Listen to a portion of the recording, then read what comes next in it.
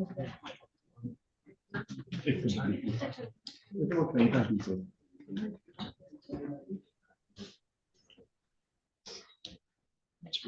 on Zoom or on YouTube. Yeah.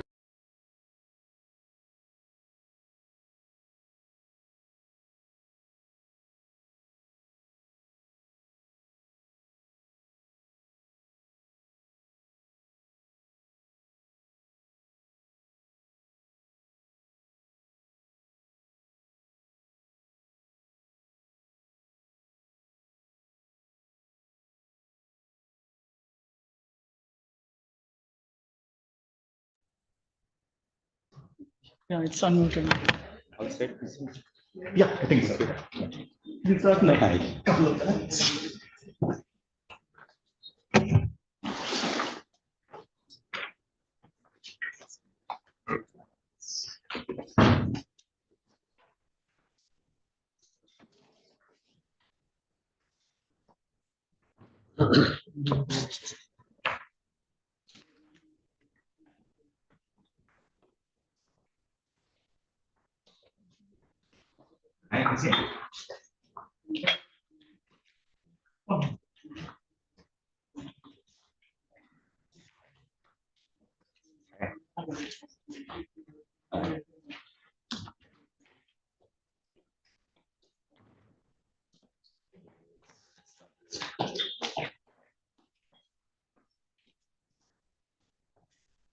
Yes.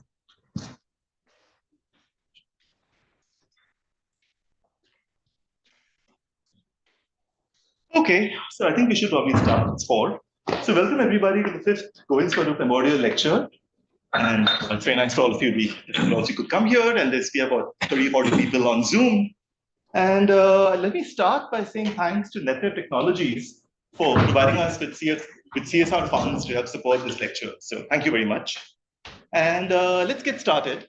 So let me start by asking Yashwant to introduce you don't really need to introduce Govind, but to talk a little bit about Govind and introduce the lecture to us. Yash.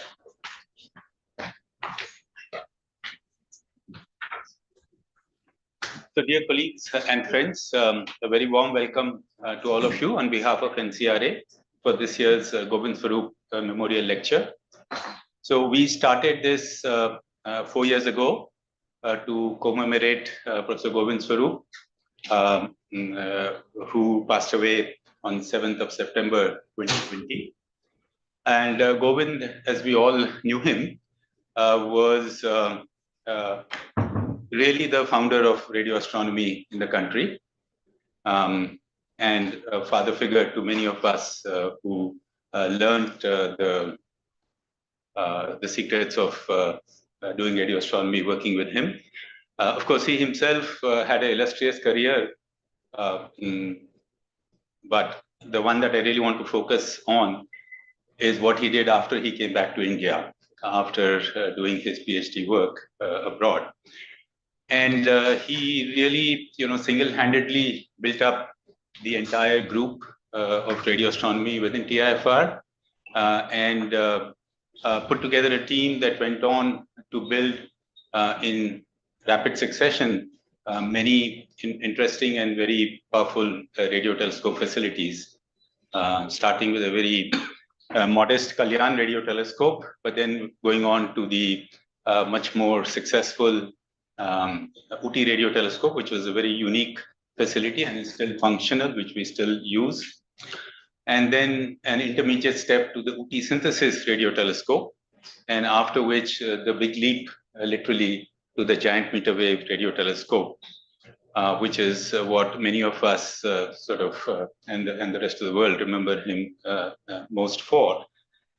But in addition, as I said, he was a person who was a real leader in his inspirational ways of being able to bring people together, get them excited and motivated for taking on some of the most difficult challenges and then making things work.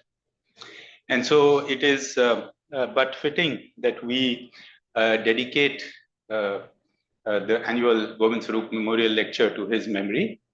As I said, we started this in 2021. Our aim is to hold the lecture on or as close as possible to the 23rd of March, which is Govind's date of birth. And we've had a few different speakers give the lectures. The inaugural one was by Professor Ron Eakers. And then we had Professor Richard Manchester, Professor Martin Rees, and then Professor Rajaram Nityananda delivered the lectures in the subsequent years. The first 3 years, the lectures were unfortunately online, partly first 2 years because of the constraints of the COVID pandemic. And third year, I think Martin Rees had difficulty in making the travel to come here. But then finally, we broke the jinx last year when Professor Rajaram Nityananda was able to come in person, and we had the first in-person lecture. And so we are really glad that we are able to welcome Professor Jacqueline Van Gorkom for this year's lecture very much in person, but as is now the practice, accompanied by a online broadcast, which will also be recorded as probably as a YouTube video, which will be available for people to listen to later on. So Jacqueline, a very warm welcome to you on behalf of NCRA, and we are very much looking forward to hear your lecture.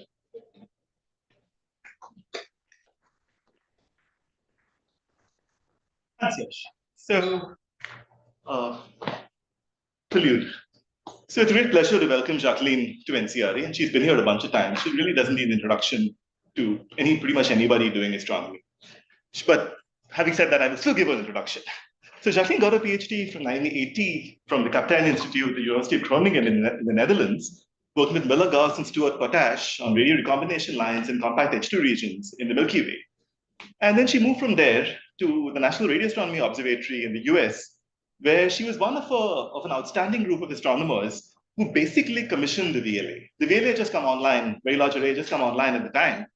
And so it was hugely exciting times in radio astronomy. And there were a bunch of people who really made the VLA what it is. And Jacqueline is very much one of them. And I think it's fair to say that she really led spectral line work in the VLA in the first decade of the VLA, and even later, as we will see. And she was at the VLA at an area, not at the VLA, for about 8 years. Not far from the VLA at Dattel, New Mexico. And then she moved on to Princeton, where she was for a little more than a year. And then moved on to Columbia, where she became part of the faculty in 1988. And she's been there ever since. And she's now the Rutherford Professor Emerita of Astronomy at Columbia, and continues to do outstanding science over there. And Jacqueline, of course, has got a whole bunch of awards, but awards don't really matter. She's been the Jansky lecturer at NREO. She's been the Hinz lecturer at Oxford. She's been the Miller professor at Berkeley. You name it, she has it. But there've been a whole bunch of outstanding astronomers who have gotten such awards before her and after her, right? So what makes Jacqueline special? She's the only astronomer I know, in fact, the only person I know who has had a sandwich named after her. And she's been that sandwich was on the menu for more than 20 years at the restaurant in New Mexico. That I think is special. And anyway, so moving on, what did Jacqueline do in astronomy? For about 4 decades, more than 4 decades, she's been leading H1 studies. In fact, when I was a PhD student, Jacqueline was essentially synonymous with 21 centimeter studies with the VLA. You read a paper about great work done with the VLA in 21 centimeter, it was Jacqueline. She was the co-author on it. It was her and her students. And that more or less is still the case today, with the JVLA now. And she's done all kinds of stuff in 21 centimeter, ranging from the first evidence for gas infall into active galactic nuclei in the late 80s at Ron Eakers and a couple of others, but the first evidence via absorption studies, associated 21 centimeter absorption, the later studies of the gas content and distribution of galaxies and a variety of environments, but especially in clusters, where along with her student Eddie Chung, she produced an absolutely gorgeous picture image of H1 in galaxies in Virgo. And I would love to show that over here. And then she's been looking at H1, how H1 in galaxies evolves with time. And over the last decade, she's been leading one of the ultra deep surveys, the first of the great ultra deep surveys of H1 at high redshifts with the VLA Chiles project, which is trying to image H1 in galaxies out to 5 billion years ago. And that's been fantastic. But besides being an outstanding radio astronomer doing great research, Jacqueline's been a great teacher and a great PhD supervisor of students. And a bunch of her students are faculty members now at institutions around the world. I think that's important. And she was actually, Govind had invited her in 1991 in the first school in NCRA. This all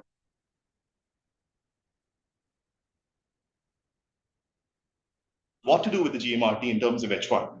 And I think it's very fitting. I think Govind would have liked it. And since especially, the main science goal of the GMRT when it was being set up was to look for H1 high redshifts. I think it's very appropriate that Jacqueline is the Govind Swarup Memorial Lecturer this year in recognition of her outstanding contributions to 21st century studies, galaxies. So, Jacqueline, welcome. Yash, would you do the honors? So, please get on the picture. Yes. There is a small memento to master your patient for you. To rotate. I think everybody's demands that we stand together and show them what it is and photograph. Would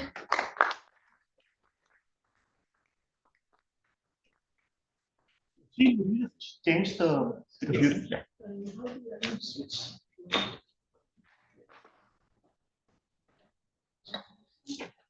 So in case you wonder, it was grilled cheese with green chili. In a restaurant that only served steaks. Now it's vegetarian. So, okay. So for me, it is a tremendous pleasure to come back here and a great honor to give this lecture in honor of Govind Swarup. I first met Govind when he came in the 1980 for a sabbatical to the Netherlands. I was just finishing my PhD. Can everybody hear Jacqueline? Yeah, I think it's fine. Yes, Sorry. okay. Yes. So he came, and we all immediately loved him because he was so enthusiastic and talked about everything. And he was my thesis committee. So he was at the thesis defense and then all the parties afterwards. And he told me he thought that the Dutch thesis defense was like an Indian wedding. So that's what made the connection between the Netherlands and India. And the way he impressed me was that Govind, he would always think or dream of impossible projects, and then he would actually make them work. So I think that was incredibly impressive. So of course the GMRT is the most important with all the telescopes he built. And all the time while he was doing that, he would also come up with science. So that he was not just thinking about building telescopes. He always knew projects that he wanted to do, and they were also often quite impossible. And so in Groningen, he was talking about observing the Zeldowitz pancakes, who were at that point still in the picture for cosmology. So these would be structures that were formed early in the universe, and they would have about 10 to the 14th solar masses of H1. And it would be a very high redshift. And Govind wanted to observe these. Of course, this scenario has changed now, so there won't be any Zeldowitz pancakes, and he didn't. But it is for me, every time I've visited here about 5 times, and every time he had new ideas. And I always enjoyed it very much. And I was very grateful that I saw him also at his birthday party, the 90th birthday, 5 years ago. So that was all very good. So today, I will be talking about neutral hydrogen gas and galaxy evolution, because that's what I've been interested in over the last so many years. So just to remind you, wait, oh, is it not on? Yeah, it's on now. So I spent a lot of time. So first of all, I lived 8 years more or less at the VLA to do observations. And after that, I kept coming back, and my students kept coming back. So this is really the place where I've done most of the work. And it was at the time one of the most powerful telescopes. Of course, now there are many very powerful telescopes, but it was great to work with. And then also just to remind you, for those of you who don't observe neutral hydrogen, so the transition of hydrogen is a highly forbidden transition. The electron and the proton are both spinning. And occasionally the spin flips of the electron about once every 10 million years. But fortunately, there is a lot of hydrogen in the universe, so we can actually observe it. But the line is weak. So just keep that in mind. Okay, so how did I get into this, the evolution of gas and galaxies? So while I was observing H1 in the early days of the VLA, we looked at this galaxy, This is Markarian 348. And in the center here is the optical galaxy. And then we imaged the neutral hydrogen, and we found that it was incredibly extended. The neutral hydrogen was like 13 times larger than the extended. So that made me wonder, what does the universe look like in H1? And really what has been my project for the next many decades was I would like to make an image in H1 of the universe to just see what it is like, because this is so different from what you see optically. Okay, so of course the modern view of galaxies, most of you know, is that there is a disk, a stellar disk, and then there is this so-called circumgalactic medium, where there is multi-phase gas, ionized, neutral, maybe even molecular, but it is in many different phases, at many different temperatures, and it circulates around the galaxy. And we also think that maybe some gas will fall into the, so this one. So there's, okay, so there might be gas falling in, that's what we call the accreting gas, and this is the thing I'm really interested in. And then gas will be ejected because the stars have stellar winds. There could be an AGN in the center that even happens. So the gas is basically recycled and replenished. And so the big question is how much of it gets replenished to continue the star formation. So this is the modern view of galaxy formation, basically. I'll get some. Okay, so as galaxies grow over time, they form stars, and we want to know how much H1 is there in the galaxy to help continue the star formation. Where is it? How much is in the galaxy? How much is outside the galaxy? And how does it move? Is it falling in? Is it mostly being ejected? And H1 imaging can help with this. It can show the distribution of it, show the kinematics. And so recently, in maybe the last decade, really a renaissance has taken place in the capabilities of the instruments. So there's several telescopes have been upgraded. There is, of course, Westerbork that did Aperitif, and then the VLA became the JVLA, GMRT became the GMRT, and the pathfinders have now become, the escape pathfinders have now become operational, which make it being an amazing instrument, by far the best for H1. And ASCAP as well, which can do wide mapping, maybe not so deep. And then something that I hadn't realized how important it would become, but it is also a 500-meter dish in China, FAST, which already is producing amazingly interesting science. So there is this whole choice of instruments that you have to use to do H1 observations. Okay, so what do we know of the observations? What does the universe look like? So if you do a wide area survey, or you do a very deep spectroscopic survey, and you make a map of a slice of the universe and see where the galaxies are, then you will see that the galaxies are not uniformly distributed. But in fact, they are distributed in large structures. So the yellow is the galaxies. And you see that here is, so this is distance going further away. So here are galaxies located in what we call a super are these filaments, and then in between there are very large empty regions. Those are called voids. So this is what the observations now show. And one of the important things is that as people went further and further away, the pattern repeated. So there is a limit to the size of structures. You see the same structures over. And this is what we now call cosmic gravity. And so simulations can more or less reproduce this using dark matter particles and also gas physics and formation of galaxies. So this is a summary of one of these simulations shown at different times. So this is very early in the universe. You see it's still very smooth. And then if you move in time and come out eventually at the current time, you see these structures form. Here they are, experiencing, and where the filaments come together, you form galaxies or you form clusters of galaxies, thousands of galaxies together.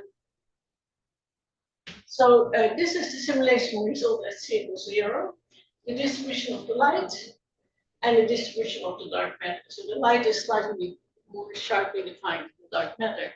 But what is important is these empty regions. They are almost empty and they're called voids. And actually in the nearby universe, it's like more than 90% of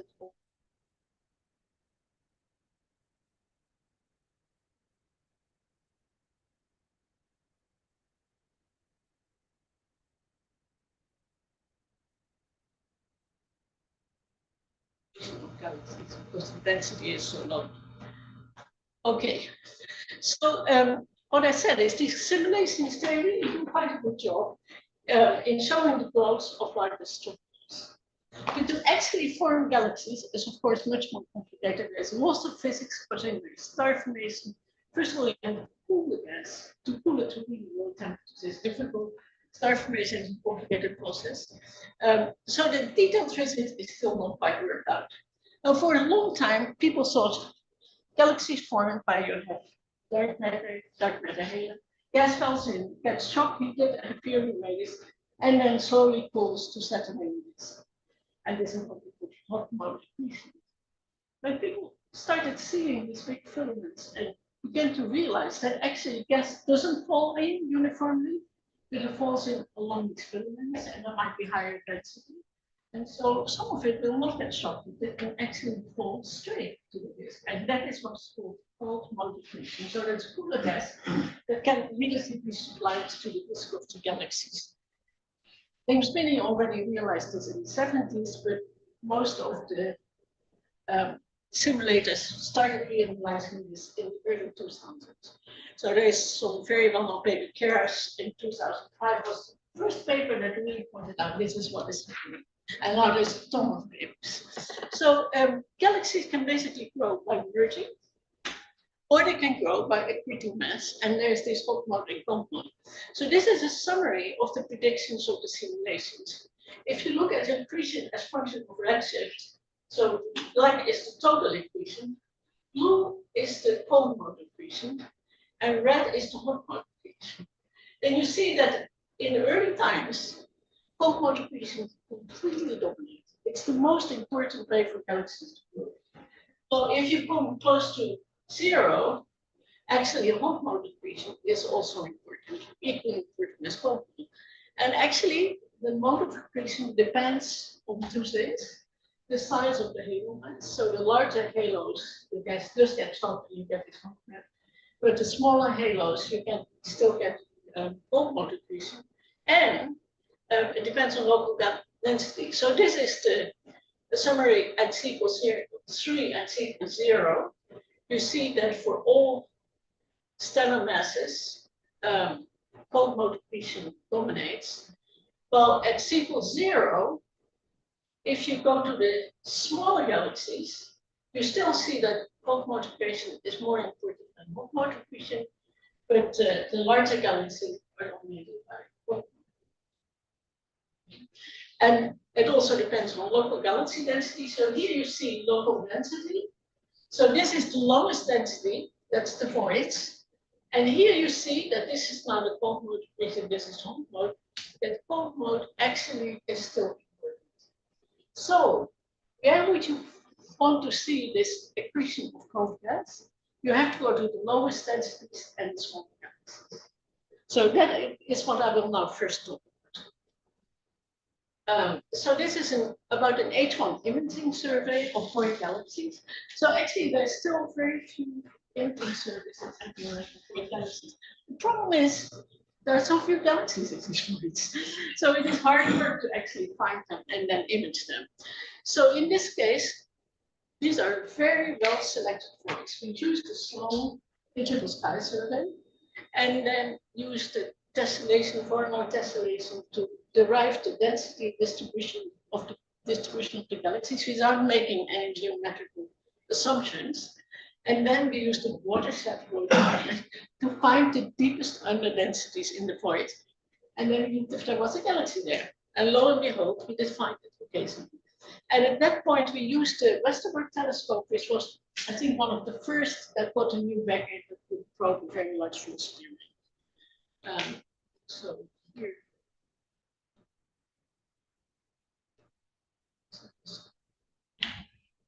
Signature move.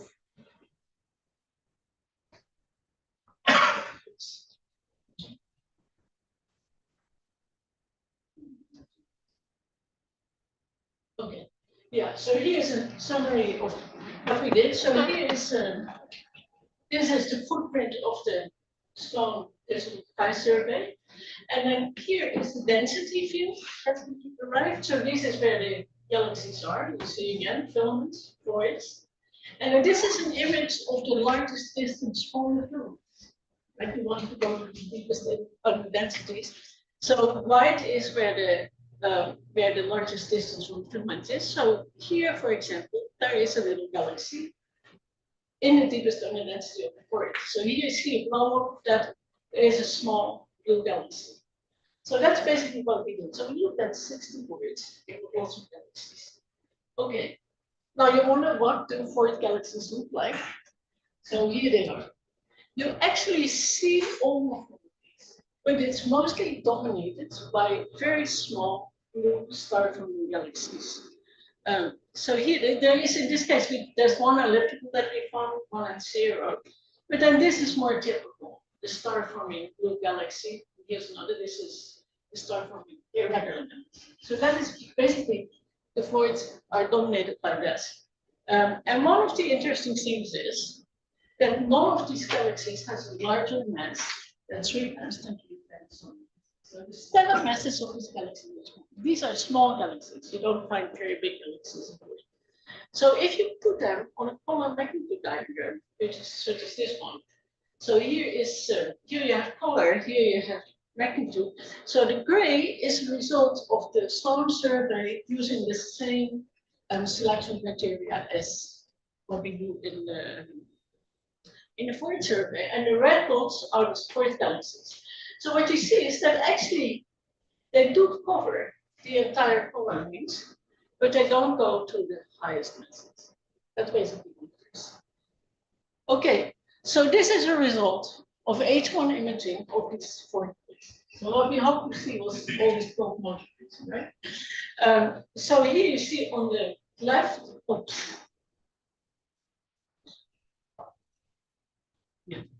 you see on the left, you see an overlay of the neutral hydrogen. So these are all neutral hydrogen images overlaid on optical images from sound.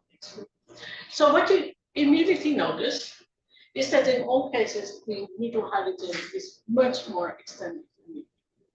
So that is something you find important. All the small galaxies that you see are have very extended H1. And here you see the velocity fields. So in all cases, this is the motions of the hydrogen. It's basically rotating disks. But there are some surprises. So this is a surprise. Here you see the galaxy. It's a tiny galaxy.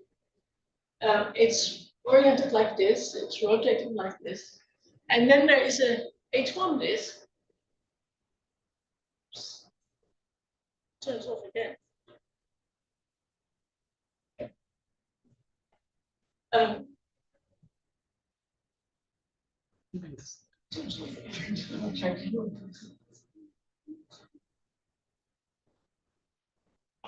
Yeah.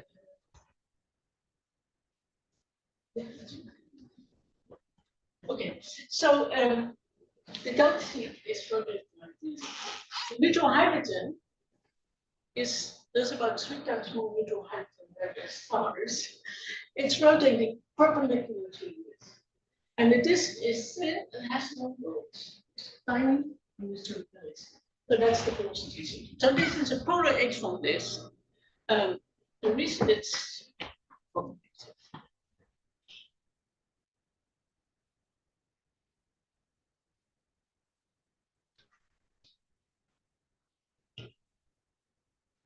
okay, so the mass in H1 is 3 times as large as the mass in stars. It's huge.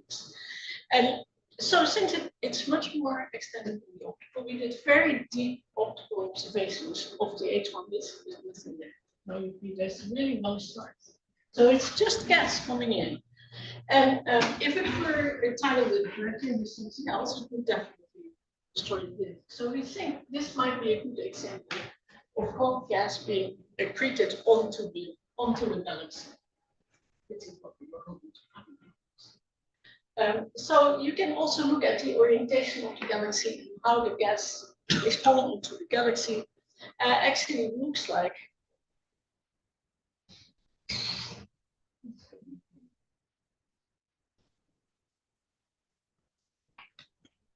so.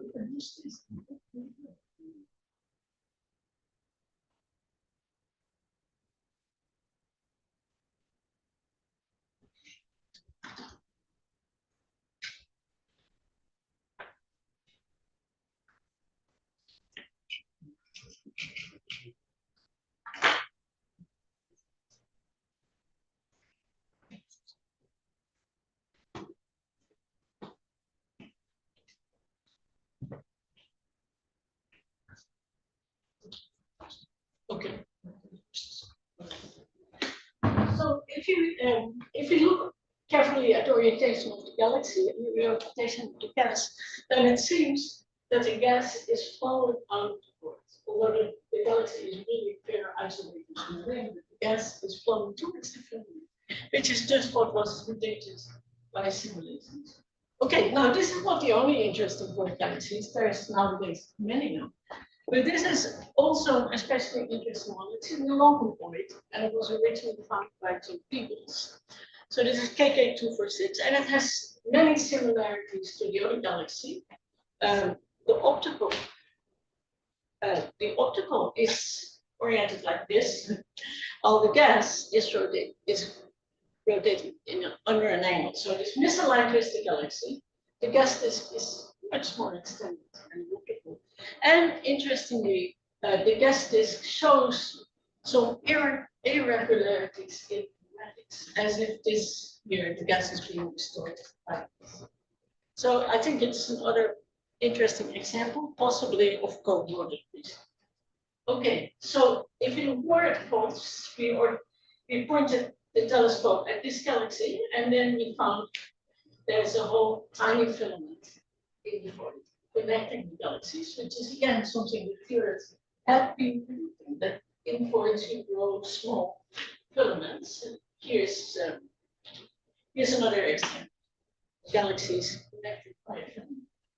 So from the kinematics, we can actually rule out that it's tiny interactions. It seems really that a filament is growing there. Okay, so the conclusions from the void survey are that if you look at very well-defined voids, which I think is an issue, it is hard. It's a big thing right now, how to define the structure, both in simulations and observations.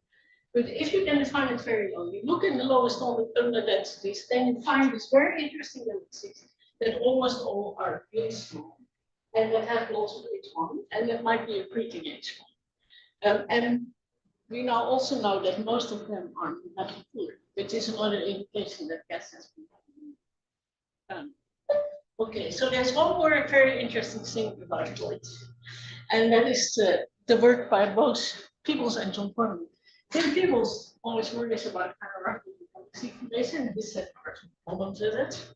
And so he said one of the problems is that if you look in a volume out to 8 megaparsec around the Milky Way, you find that the 3 largest galaxies are in voids. And so hierarchical galaxy formation would expect that these things merge and they have higher densities. But you don't, and these are all in void. These 3 are NGC 6946, M101, and M51. Gorkom was looking at these galaxies for a different reason and said there are these giant galaxies that don't have proper bulges. Again, you would form a bulge if galaxies grow by merging with other galaxies. Yeah, get a bulge. If they grow by accretional gas, you don't get this large bulge. So again, there were certain consistent risks in form of gas. But H1 observers already knew that gas was forming. And so one is NGC 6906. This is a Westerberg example, where again the optical galaxy is somewhere here, has a very extended H1 disk. If you look at the kinematics and take a slice here through the disk, then you see that the gas follows a very regular pattern, but then there are these dips, and the gas all of a sudden is at a different velocity, about 50 kilometers per second, or M11, it's more than 100, I think. But as if something is coming there and has this dip. So this was already in 2007. There was suggestions that maybe evidence for infall. And very recently, FAST published a paper that is really fantastic. That is a very deep observation of M51. So what they did was they combined high resolution observations from really little things. This FAST region has this very large speed that can go to bottom densities of about 10 to 18. And so what they found was that in addition to this tidal tail here, so here's the galaxy, there's a companion galaxy. This H1 tail has been known for a very long time. But now if you add the FAST data, you find that there is actually very diffuse gas all around. This diffuse gas is actually not completely kinematically coupled to the tidal tail. So there are differences in kinematics here and here with the kinematics of the tail. And so what they suggest is that because of these interactions between the galaxies and the interactions between gas, you get turbulent mixing, which makes gas accretion possible. I think this is fascinating. People have think for a long time that something like that might happen, so that merging galaxies actually might bring in gas. And I think this might be an indication that it really does. Okay, so this is good for now. So let me now go to the opposite extreme, which is looking at clusters of galaxies. So another thing that has been known for about a century now is that if you look in the universe, you look at different kinds of galaxies, then in dense clusters, the galaxy types are mostly elliptical galaxies and SCO galaxies, while everywhere else, the galaxy population is dominated by sparks. This has been known for a very long time, but it is an issue.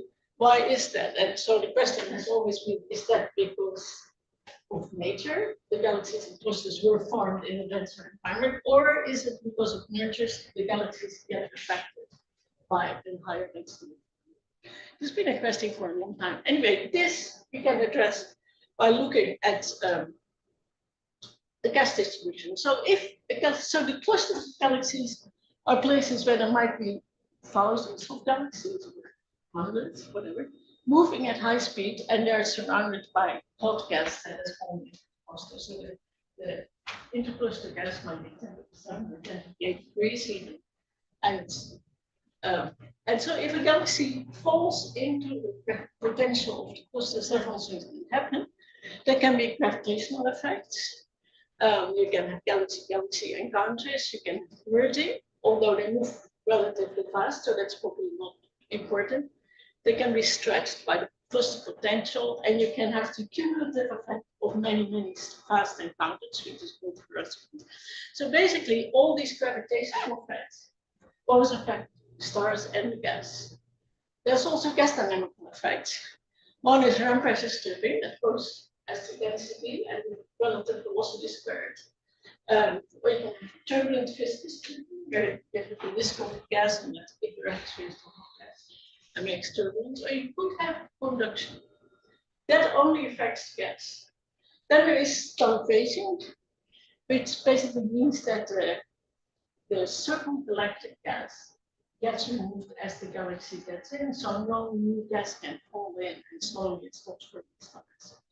And then finally, there are AGN and galactic winds, and they may remove it. So different processes have different impact, either both gas and stars or just stars. So by imaging the gas, you might actually be able to see what's happening with these galaxies. So I think one of the best examples still is the survey of the Gorkom cluster, which data keep coming in, keep re-observing all the time. It's nearby, so you can get very high resolution, detailed observations of both what the gas does and what the sun. can study it very well. So one of these surveys is the VIVA survey, which is field imaging of the Virgo galaxies in the Gorkom gas. So let me show you some examples. So this is the picture this I wanted to see. So here it is. This is a summary of the VIVA survey. What you see here is, in orange, is the hot gas in the cluster. And here is M87, that's the big elliptical in the center of Virgo. And what you then see, so this is, this is picture of gas, right? So what you see here are all the gas disks of the galaxies that are in Virgo or around Virgo and forming. So there's a number of things that you can immediately notice. Most important is that if you are close to M87, you see tiny H1 disks. So I should say that all the galaxies optically are pretty big. So these are 53 of the biggest galaxies in spirals. So here you see distances that are very small. If you go to larger and larger distances from the center, the H1 disks are very big. So that is a major result of this observation, that disks that basically they shrink when they come to the center of the cluster. So this must be a gas effect, because the stars are not reflected at all. I'll show you here some examples. So let me show you this is right in the center of the cluster. Here you see an optical image, and the gas disk is much smaller than the optical disk, which is something that you really do not see outside clusters. You only see these outside gas disks are always lighter than optical. Here's another example. So this almost certainly is my versus trip. Everything is consistent with that. So if you go a little bit further, you see that the galaxies often are affected on one side only. So this is their falling in. The one side they get stripped here and here, and on the other side there is still extended H1. And if you go very far from the cluster, you see galaxies that have neutral hydrogen that's much extended. So that is the main result of this survey.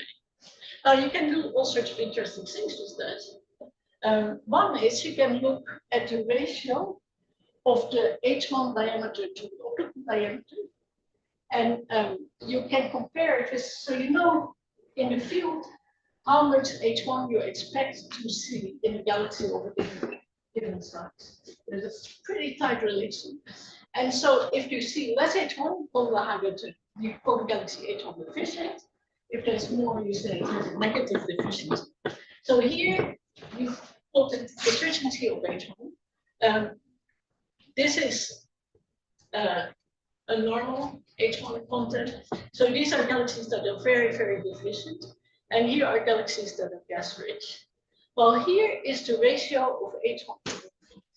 So what you see is that the deficiency is very tightly correlated with the size of the H1 base. So if the galaxy uses more gas, this becomes smaller and it becomes a deficient. So again, it's basically what is happening. The galaxies are affected from the outside in, which is consistent with very strong evidence for reverse stripping.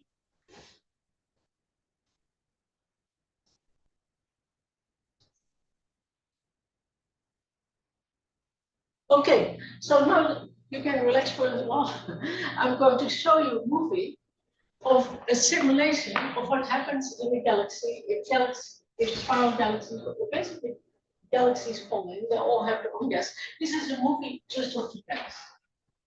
All the gas in the cluster, so at all different temperatures, and it shows the density of the gas. So it is from a cosmological simulation, and it's a high resolution lower of the end product of the formation of the cluster. So here we go.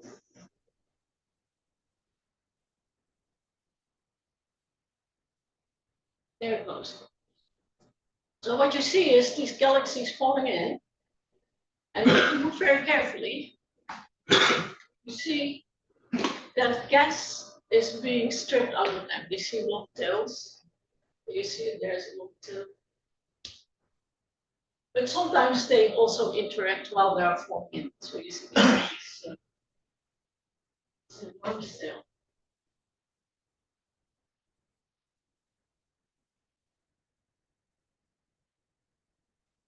So basically, this is more or less consistent with what we say. The galaxies falling close, there's more of X-ray, they get stripped.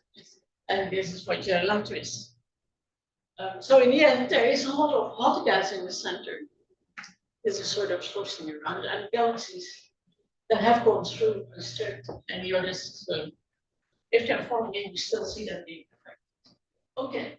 Now, so we can also see how this affects the evolution of the galaxies cosmologically. So if you plot the galaxies in slope, again selecting the same way as we did before. So here you see a color magnitude diagram of galaxies in Sloan survey for different galaxy density regions. So here, this is a very low density region, maybe somewhere in the field, as we call it. And you see that there's galaxies on what is called the red sequence, and there's galaxies in the blue. Most of you have probably heard of that. So this is again color, this is magnitude. If you go to higher and higher density, you see there is fewer and fewer galaxies in blue clouds.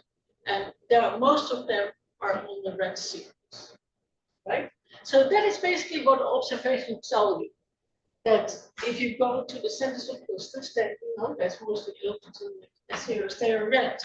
So the question is the feedback sample consistent with this? Are the galaxies, is there a relation between gas stripping and polar evolution of the galaxies?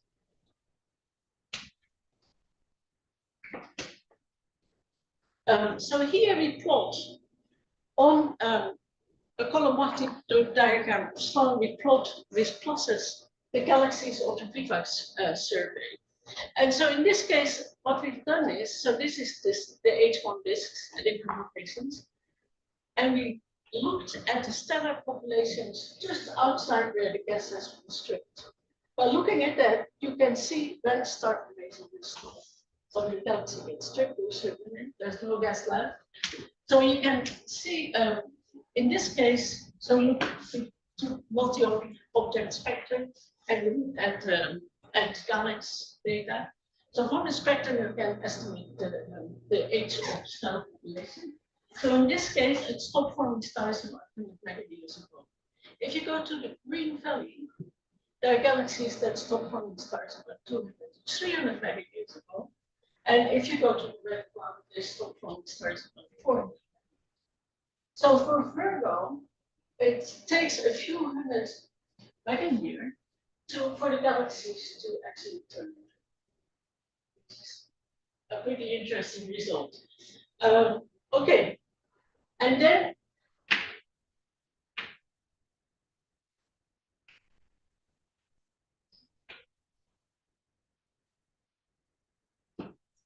okay, one thing, this has never been published, but I think it's a very interesting result.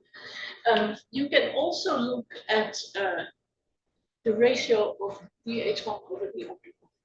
And so what you see is that all the galaxies in the blue cloud, which is here, have H1 disks that are much larger than the optical, while the galaxies in the red sequence have H1 disks that are much smaller than the optical. And so in a way you say, okay, that's what I expect because the gas gets stripped.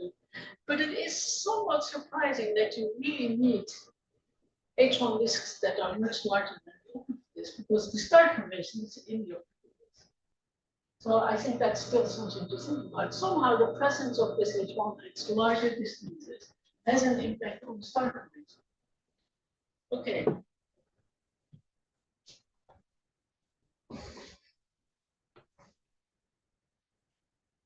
Very good at this.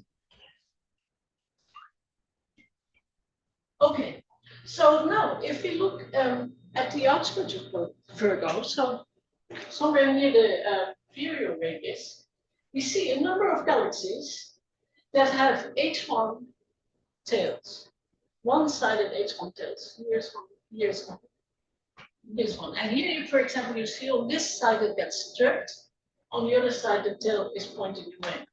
and there too. So you see H1 tails.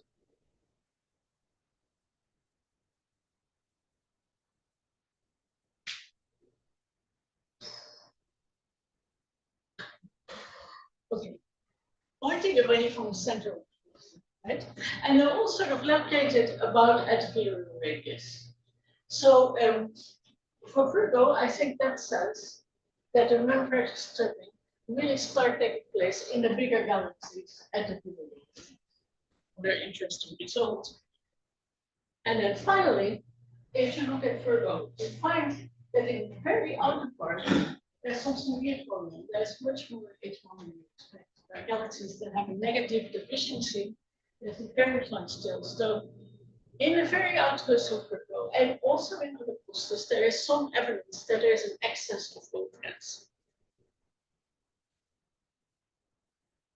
Okay, so the conclusion for clusters of galaxies is that in clusters, representation is really one of the dominant mechanisms to remove gas from galaxies and transform them, changing their forms. Okay, so that is basically what's changing. And for Virgo-like clusters, this stripping starts at the peripheral radius, and the transformation from blue clouds to red signals takes a few hundred years. Now, if there is infall of gas, which I haven't really talked much about, but if groups of galaxies with their own halo of gas, or just filaments with gas, fall into the cluster, that might stir up the intercluster gas, and it might affect the galaxy. You might even see stripping further away from the center, because I think we have examples. And it might also cause an overabundance of gas in the outer clusters. And of course, this problem is scale-free. So in groups, smaller galaxies get affected by reverse stripping. The density of the ICM is small. And in large Milky Way like halos, even smaller galaxies get stripped, which you see clearly in around the Milky Way. That is, the smallest dwarfs get completely stripped by reverse stripping. Okay, so now I started out by saying I want to make a needle-hydrogen image of the universe. I still want to do that, but it might take a while. So this is sort of the idea that I have what it should look like. So here you see two parts of the sky where what is shown here is the deficiency of gas. So if it is red, it means there is very high H1 efficiency. And if it is blue, there is actually an excess. So wouldn't it be nice to make an image of this going to very high redshift, where you see exactly where the gas is settled and where there is a deficiency of gas. And I think this is also interesting to think about galaxy chromatography if you are thinking. Okay, so we are still somewhat ready for doing this. So now I want to go over in the final minutes to talking about what we see about the evolution of gas, this redshift. So this is really something that started in the last 10 years, and I haven't gone very far yet, but we are somewhere there. So first of all, of course, we know much more about stars than gas. It's easier to observe. So H1 is weak. So it's been known forever now. There are many results, most recently. And they always come look a bit like that. The peak of star formation occurs around C=2. And then there is this very steep drop of star formation activity between about 1 and redshift 0. So this is really where the galaxies start. The star formation properties are changing, and we don't know what the gas is doing. And that is what this will be. So, okay, this is what we know about the gas. Let me skip that. We don't know much about gas because it is so hard to observe between 0 and 1, not at 0.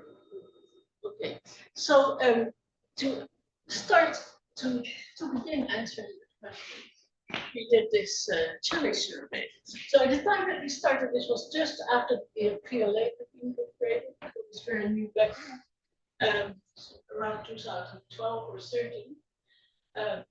What was known about the H1 properties of galaxies was also here you see redshift or distance, red, was basically the infall survey, which looked at all galaxies in the northern sky out to a redshift of about 0.06. And of course, we want to go to much larger redshift. So the Chile survey, and here this is the large scale structure. So the Chile survey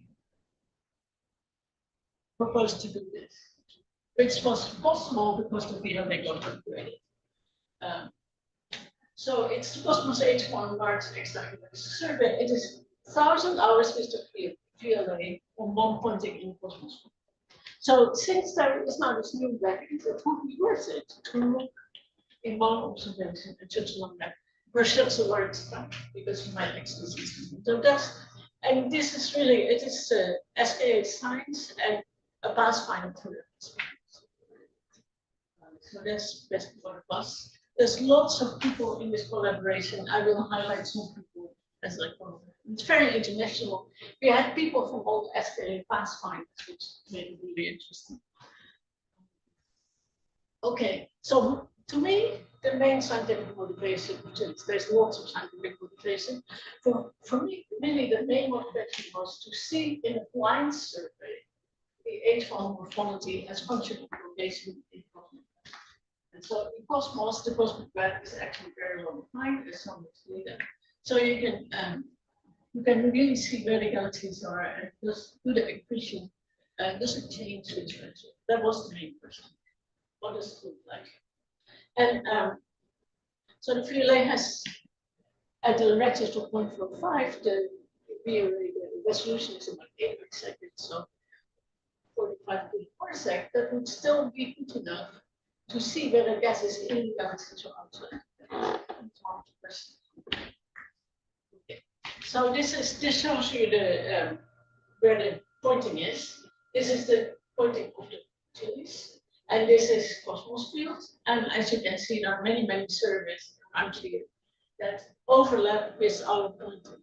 So this pointing, it was selected in cosmos field because there's also multiple lines stated. And it was selected right there in cosmos field because there are no strong radio things, which makes it easier to observe the H1. Okay, so just a comparison. So before 2012, we could observe with 6 megahertz bandwidth, and then after the upgrade, we could observe with 480 megahertz bandwidth. So basically, the velocity range that you could probe in the old days was from, say, a redshift of 0 to 0.004, and now you can observe in one observation 0 to 0.5 with much higher resolution and with lots of velocity channels, so 31,000, which is now almost all radio telescopes have this. So it is really very nice. So the idea was cover the range from 0 to 0.5 with 31,000 voltages velocity channel. And I just want to say, so we have now finished the observations. It took 5 year configurations, so we observed from 2030 to 2090. And the detection limit at the largest distances is about 3 times 10 times, which is like the largest galaxies that we know here. Okay.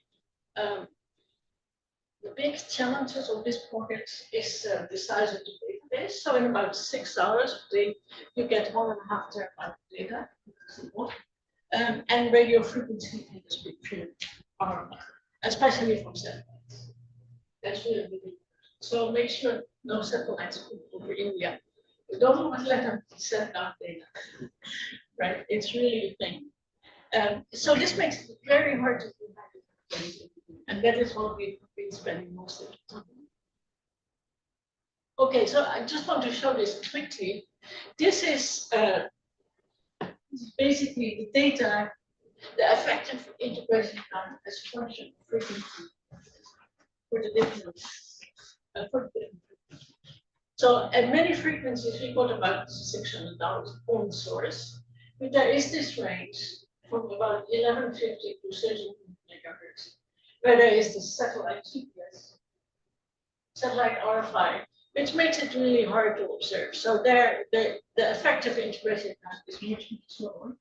And you see that also in the noise in this range, the noise really goes up. But I also want to say, so far, we are the only survey that is actually trying to do also science instruments, which might be a little crazy, but okay. So we have the cosmos field and some cosmos field galaxies, you know where they all are. So basically, you have to derive what the work structure is, where the filaments are pointed. And I think this is something. So we started out Nick Lubert in 2019. We used dispersing. It's one of these algorithms that does it. It's great to define the spines of the filaments. It doesn't tell you what it is. So it might not be so good. But it's a very great start. So I think that is one of the things in the future work that you could be doing better derivation of what the structure is. But so we could start doing science. So there's here's an example of nearby galaxies that have also different morphology. It's done by Julia Bluebird. So again, you see lots of galaxies with very extended H1s. And one of the interesting things is, so you can look where they are in the cosmic web. And so this is the cosmic web over the Chalice field, and here are locations of some galaxies. So one of the most isolated galaxies has an very, very, very extended H1 point. So that's pretty nice. But you can also look at the orientation of the galaxy. So that's one of the things we did. So the simulations predict that if you form filaments, that is basically a two-dimensional collapse, right? When you form filament. And so the prediction is that as galaxies start fitting onto these filaments, the smaller galaxies that haven't done much merging yet, they should have spins that are aligned with the filaments. But once they're in the filament and they grow bigger, they merge and that alignment will disappear. So we started looking at the first data set to see if we saw any of that. So here you see the orientation of the filaments, and then you see somewhere in this, you see the location of the nearest galaxy. And here you see in yellow, I don't know if you can see it, you see the orientation of the spin pair. So in a few cases, it's really very nicely aligned, but not in cases, which is of course what you expect. So here's a distribution of the angle between the filaments, the nearest filament and the spin fragment. And what you see is the numbers. So one is the stellar. Let's look at the stellar spin H1. These are all very close to aligned, and these are getting closer to perpendicular. And you can also look at that as function of stellar mass of the galaxies. So what you see is that for the smaller stellar masses, the galaxies haven't spin that is aligned, well for the higher masses.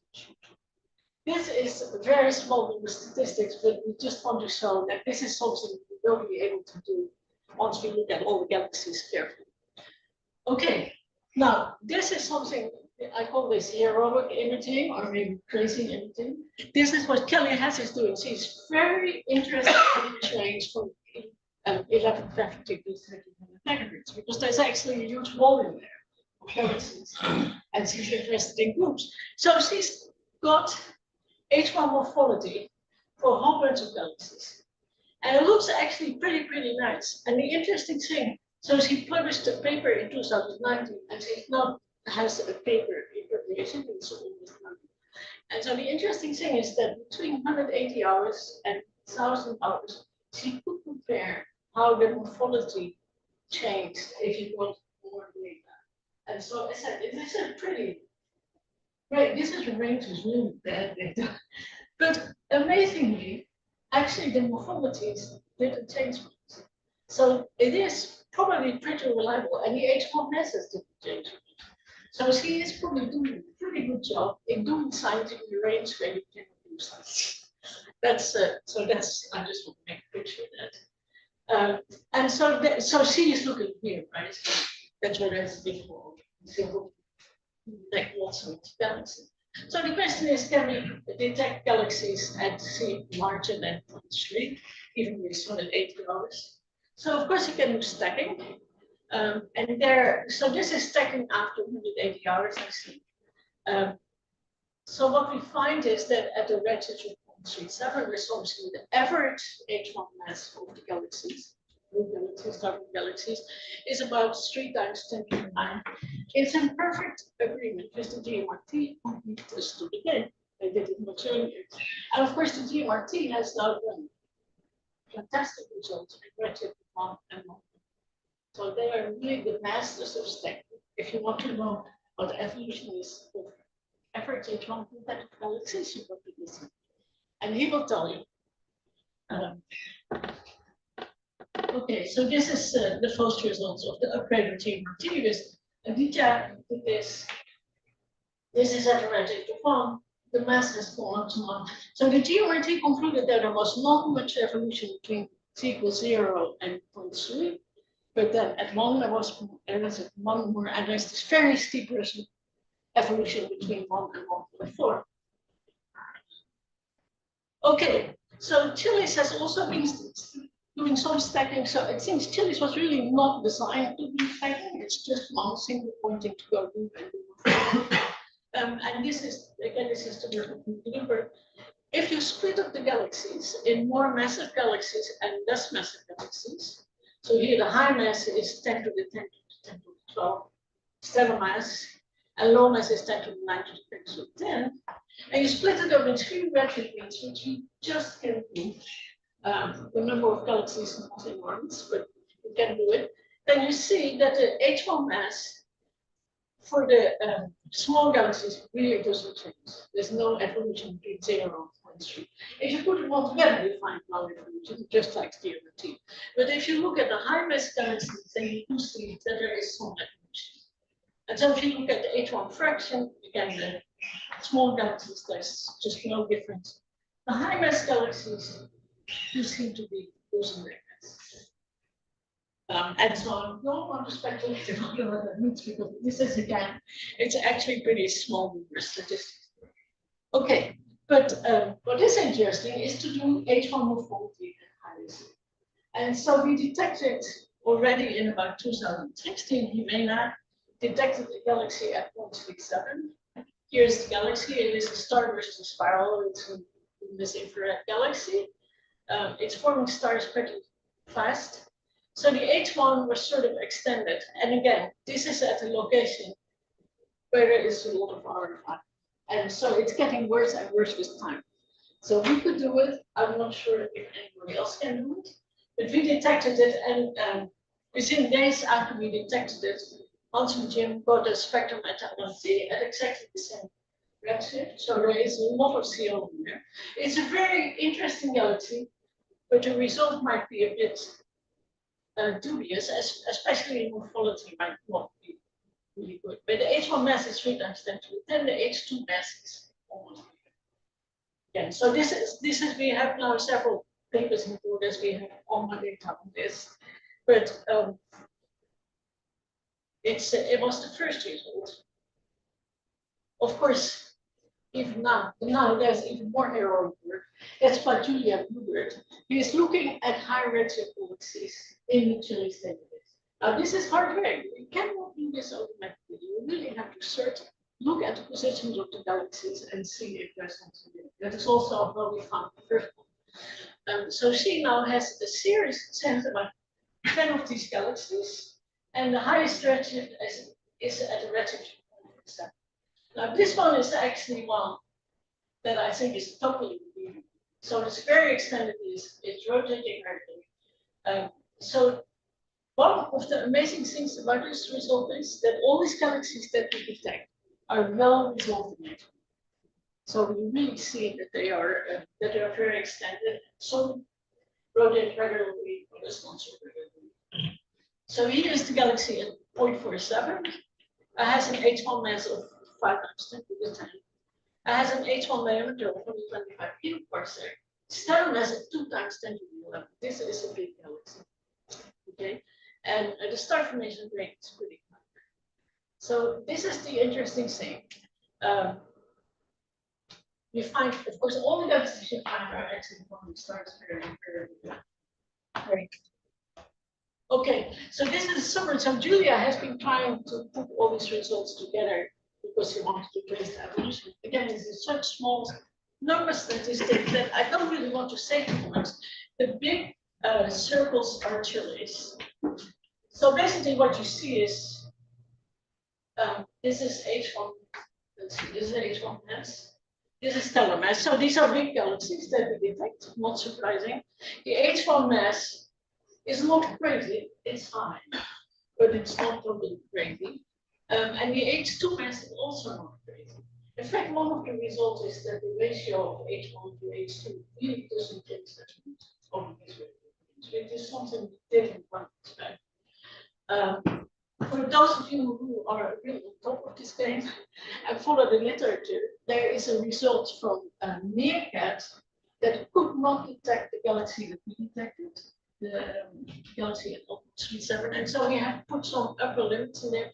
This is their upper limit in H1, and one of the things that is really a bit, so of course for the ratio of H2 to H1, since they have an upper limit for H1 and we have the H2 data, they have a lower limit here on the ratio of H2 to H1. So I think it's important to show both these results. I'm not sure who is right. I think their values are almost close to unlikely. Right? This very high H2 to H1 is definitely unlikely. But on the other hand, as I said, RFI is increasing. So in the end, you might never know what's about this galaxy. But it is, I think it's really great if people put out their results and then compare what's going on. So that's, so basically they don't see it, we see it. Their values are a little unlikely. Maybe our values are also remote. So this is very difficult to learn, and just more people need to do it. Which cannot be done. I actually think GMRT should be doing this too. Okay, so there are some other heroes. These are the people from FAST, and they are actually the first people who have done blind detections at very high redshift. So they basically took our result at 0.37 and said, okay, let's go a little bit further. So they looked at a range, a frequency range of redshift 0.388 to 0.402. So it was just beyond very good. They did a very deep observation with a beam of 1.5 megaparsec, right? That beam is big at that distance. But they basically looked at, did they see profiles that we could really, do they see it on? And then they looked if there were optical galaxies there. So they had about 60 detectors. So these are widely detected H1 sources at these higher redshifts. So of course, the H1 to stellar mass is a little bit uncertain because in this beam there might be different. But still, I think this is a tremendous achievement. They find things and there is an optical galaxy at the same velocity. So that is what is done. And so the direct detection so far are very large H1 masses. More than 10 to the 10, which of course is totally selection bias if you want to see them. There are actually 3 storming parts, which is also interesting. Most are detected in CO, but the ratio of CO and H1 doesn't change that much. So at redshift of 0.4, the cold gas in galaxies is still dominated by H1, right? Which is something that maybe not everybody expected. That is what we find so far. Now, the main challenges, I think, are really some challenges for the future. For observations, high fidelity, wide field imaging in the presence of RFI is big. And that is the major work that needs to be known. That is what we've been working on at everybody. That's the main difficulty.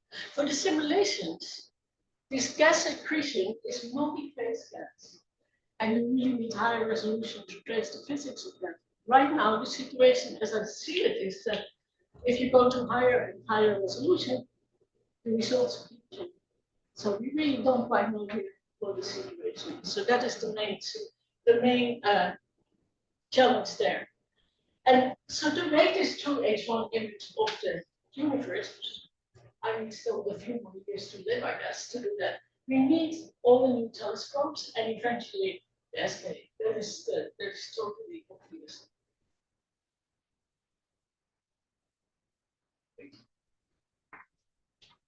Okay, so here is Meerkat, which is right now the best H1 telescope. It's fantastic. ASCAP is of course operational, and FAST is producing amazing images. Really, really interesting. The upgraded team, our team, is leading the world in stacking, so they should keep doing that.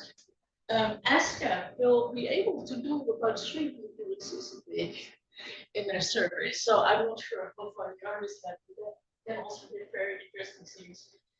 Meerkat will go much deeper. They have about the same resolution as the 2.8, so they will be able to also image galaxies out to a relative 1.6, and then they will be stacking with about 0.2. So I'm very much looking forward to that result. And eventually the SKA will come online and will image galaxies in H1 up to H1. So that's it. Thank you very much.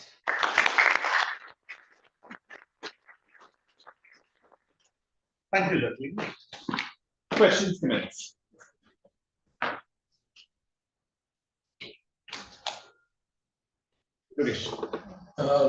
When you trace the large-scale structure using the H1 data in the Cosmos field with Chiles, Yeah. how does that correlate with the structure as traced using weak lensing or using galaxies? No, so we don't trace it with the H1.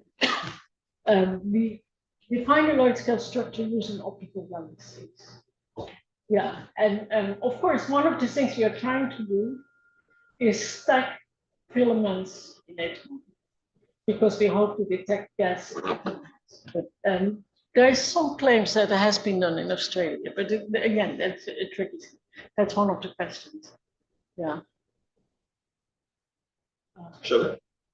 I was really intrigued by the polar disk that you showed. Yes. So if it is like gas accretion, how do you explain such a nice rotation pattern in the disk?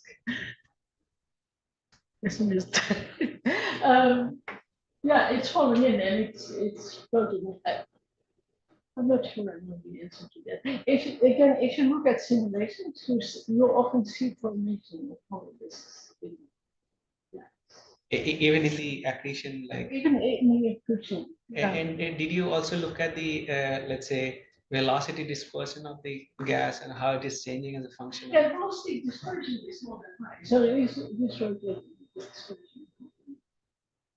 and then like the velocity itself is how much, like is it the typical infall gas infall velocity you see in simulation? Well, okay, so that is the question. So is it typical infall or is it rotating? So how long has it been there? Yes, that's So see, I think okay answer. I think it is rotating, but I think we should go back to the because there, of course, in my offer there is also so that's yeah. So this was a while ago, and actually, yes, I think I'll check the paper. Yeah. This very interesting plot of color and the H1 to optical diameter Yes. and separation between the inner galaxies being redder and the outer one being bluer. Right. But there was a small number of galaxies in this anomalous red and large H1 disk quadrant. Yes. So I think those are they're yeah. Yes. I just had a follow-up question on this cold gas in the void. So, in addition to the actual shape or structure and the velocity, is there an issue about timescales? Like, how long would a tiny galaxy like that take to reach that much of cold gas from already rarefied medium of the void? And is it just sitting there for that long, or is So I think if it is rotating fast enough, it can sit there forever. Doesn't it? But, I mean- So it will only, so it has to lose angular momentum to accrete onto the galaxy. So if you can do that, like get cloud collisions, you will be able to lose the And those conditions do exist. The simulations show that in Actually- that kind of environment. Again, I don't know the answer to that. It's clearly time for me to study these simulations more carefully. And the galaxy itself would not be just sitting there, right? I mean, It will unless it's change, in a very special location in the world, it Yeah. may get pulled to the nearest. Yeah, so the nearest wall is like 4 megaparsecs. So it will sit there for a while. Actually, probably all its life. Yeah. Question? I have a question regarding that polar H1 disk. Yes. So, like, why is H1 rotating perpendicular to the stellar disk? Like, Why? Because it got attracted in that direction. So the gas was forming. but why would it happen? Why did that happen? So actually, it is the gas is falling in. If you look at the void, you think that the gas will be flowing out of the void towards the, and it is falling in along the flow directions that you expect. So I mean, there's gravity pulling at the gas further out around the void, and so the gas will be moving towards the void. Yeah, but I'm just asking, like, if there is any particular reason for it being perpendicular to the rotation of the disk. So that basically means that the galaxy was oriented like that while the gas So is it's just flowing. a coincidence. Yeah. And I have one more question. Like you, in one of the slides, you talked about Whirlpool Galaxy and Pinwheel Galaxy, M51 and M101. So can you please go back to the slide? Sorry, I didn't. Can you go back to the slide in M101 M101. and M51? You know, the large, beautiful Oh, the tail, large. the diffuse H1 fast. Yeah. Long way. Yeah. Sorry.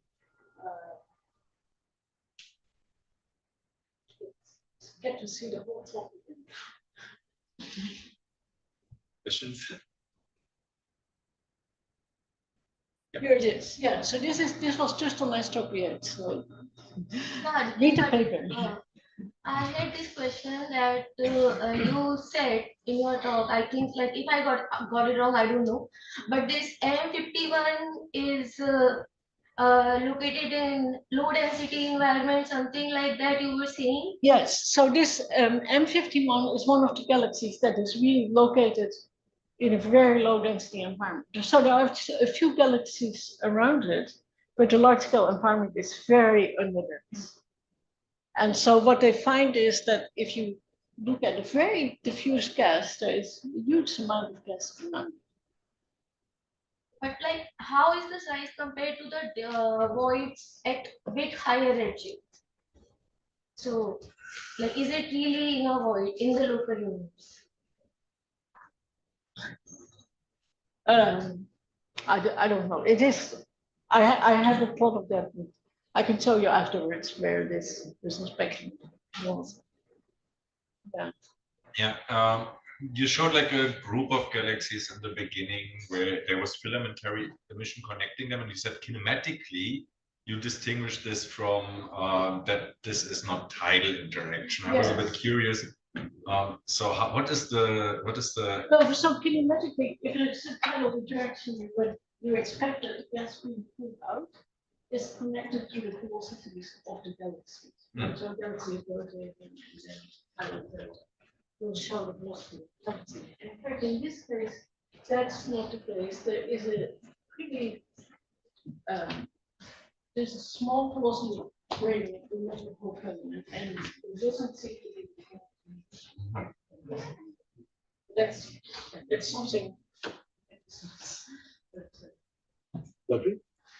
So you had showed this plot where you were talking about difference in the alignment of H1 with filaments, and that depends on the stellar mass of the galaxies. Yes. Then do you find any difference in the dH1 by d optical for those galaxies as well? So can you tell? So you found that the alignment, the issue along the filaments, you find Yes. the difference between DH1 upon D optical for those galaxies, for the ones which are aligned, the ones which are not aligned. I don't know. That's another great question, actually. So we should look at that. Yeah, I haven't. Great question. Yeah. Just like how the H1 disk influences the star formation of the main galaxy, does it also influence any satellite dwarf galaxies, just like Yes. how SMC and LMC are? Is there any positive influence on it, or it's just strict away? Yeah, I didn't quite get it. So you said that the H1 influences star formation in the galaxy itself. Yeah. Does it also influence star formation in neighboring galaxies like satellites like the SMC, LMC, and so on? No. No, the star formation is inside the galaxy. So there's no impact on the any satellite galaxies that's orbiting the main. So I'm still wondering. I mean, could the H1, the infall of the H1 on the main galaxy, Yeah. influence star formation in satellites? Seems unlikely. Oh yeah, yeah, that seems unlikely. Actually, let me just take one with Narasimha has a hand up for a long time. Narasimha, would you like to go ahead? Professor Van Gorkom, I have a question. I don't know whether it is relevant. Suppose, is there a 100 or 200 megaparsec region where there is a complete, very faint imaging to show whether we can account for all the baryons in the region? Is there a 100 or 200 megaparsec region where there's very deep imaging? Yeah. Where one can ask the question do you account for all the baryons in that region? Well, that's the hope. We don't have it yet. But also you won't, right? Because a lot of the baryons are in the circumgalactic, are in the intergalactic medium. Exactly. So we need to observe at many different wavelengths and very deep. Yeah. Yes, but sometimes you don't see it. So there is no going to high redshift. At some place, as a test case over some few year period, if one can do and say that there we can account for all the baryons in this form, this much in neutral hydrogen, this much probably in ionized or whatever form. If one can make a definite statement, it may be useful, isn't it? Sorry, It's kind of been done with these fast radio bursts where they found the amount of baryons in the intergalactic medium. Yeah. And they claim that they can account for all the baryons in these close directions. That's handy. Yeah. More questions? Done? Yeah. You mentioned frequency dithering technique. How is it different from frequency switching? The second technique? Frequency dithering technique. Frequency dithering technique. Oh, the frequency dithering. The frequency dithering. That's not. Is that on the slides? Okay. Yeah, that was the observational technique. So basically, you have instead the response of the frequency response. So what we do is we switch the frequency for every time. So we have 5 different efforts. Frequency descending slightly, so different problems. So we actually have a pretty uniform sensitivity across the. That's because it's the bands of the VLA. Yeah. So that no, it's switching to very different. It's not switching. Yeah. What are the time scales of the formation of galaxies in the voids as compared to? So what makes the void special is a very low density environment. So basically, galaxy evolution will proceed very slowly. So you have the chance to look at voids, to look at the early growth of galaxies because they're moving very, very slow. So they're still very small. So like that is happening very slowly, and then like what is the major difference that we find in the SPS properties of the galaxies in the voids as compared to the other galaxies? Like the biggest difference. So the main difference right now is, like I said, they all have stellar masses that are very small. Many have very low metallicity. But the mass that you said, that was like 10 solar masses. So it was for the H1 mass or the stellar mass? That's the stellar mass. So 10 solar masses 10 to the 10. is 10 to the 10. So 10 log solar masses is not that that is small, the right? upper limit. So there are small galaxies and no galaxies that are really big. Which is, Shamelessly take over and ask a question myself. So you had, I mean, the beautiful result of the redshift 0.47 galaxy. yes. It looked as though, from the H1 mass and the size that you mentioned, it looks as though that sits nicely on the H1 mass size relation. Is that correct? Actually, yes, it does. It does, right? Yeah. So then that basically says that the redshifts of 0.5, the mass size relation was in place. So galaxies know how to. Right. So I don't want to make these statements, but because it is based on one galaxy. Right. So But how about the that other 10 redshifts? Yeah, no, so they actually do feel. She has a plot where they more or less like the plot. Yeah, which is very interesting. But it's still, the total number is 10, so. Yeah. So you showed these fantastic results on the Virgo Yeah. galaxies in the Virgo cluster. So at the outskirts of this cluster, there are these jellyfish galaxies, which are the infalling galaxies where already the Yes. stellar clumps have been stripped. So is that a stage where H1 could be detectable, or is it a stage which is too advanced and the H1 would have been lost much earlier in history? So you have to blame Martin. So yesterday I tried to stop and it took more than 1.5 hours. So I took out 15 slides of jellyfish. Oh, very So but otherwise you would sit here all evening. So that is, it's a very interesting topic. So I think the jellyfish, so those are tails that you see optically or in X-ray or UV, and there's very often there's star formation in the tails.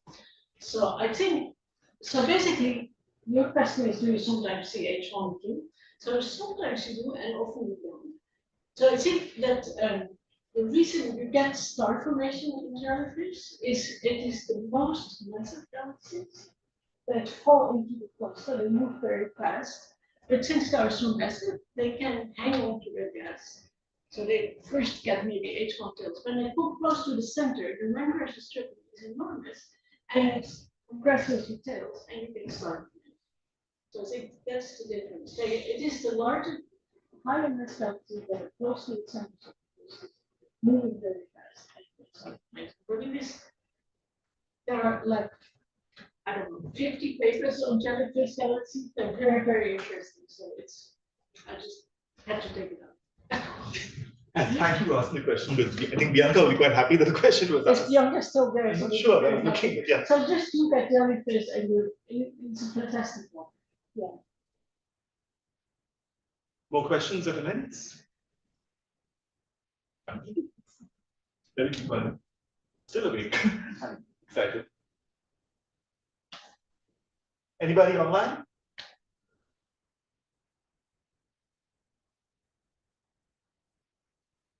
Okay, if not, let's thank Jacqueline again for wonderful.